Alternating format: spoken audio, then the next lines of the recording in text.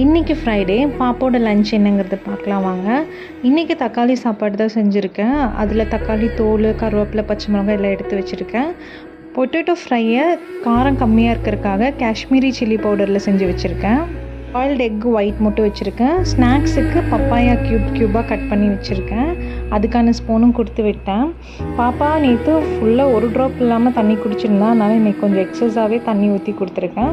Same lunch box menu தான் ஹஸ்பண்ட்க்கும் back பண்ணியிருந்தேன். தண்ணி, அதே மாதிரி சைட் டிஷ், சாப்பாடு. இன்றைக்கி வீட்டு பக்கத்தில் புதுசாக ஒரு பில்டிங் ஆகிறதுனால கான்க்ரீட் போட்டுட்ருக்காங்க. பயங்கர சவுண்டாக இருந்துச்சு. காலையில் 5:30 மணிக்கே வண்டி இறங்கியிருக்கு. ஒரு 6:30, 7 போலவே ஸ்டார்ட் பண்ணிட்டாங்க. ரொம்ப சத்தமாக இருக்குது. தம்பி சுத்தமாக தூங்க மாட்டான். என்ன தான் விண்டோஸையும் கதவையும் சாத்தி வச்சாலும் பயங்கர லவுட்ராக கேட்குது அந்த சவுண்டு. இவங்களும் ஸ்கூலுக்கு கிளம்பிட்டாங்க. இன்னி 3 o'clock vlogல பார்க்கலாம். பாய்.